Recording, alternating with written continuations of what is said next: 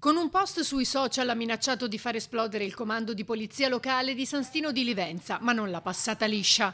La polizia locale infatti ha avviato immediatamente gli accertamenti per risalire alla sua identità, così come a quella degli utenti che hanno commentato con espressioni ritenute diffamatorie.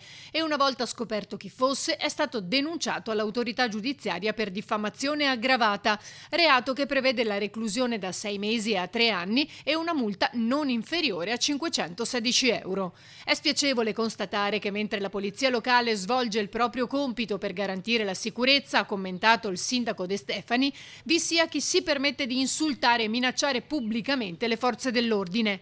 E ancora, chi commette questi reati, ha dichiarato il comandante della polizia locale Marchesin, spesso non se ne rende conto. C'è la convinzione che sui social si possa scrivere qualsiasi cosa impunemente. Ma non è così.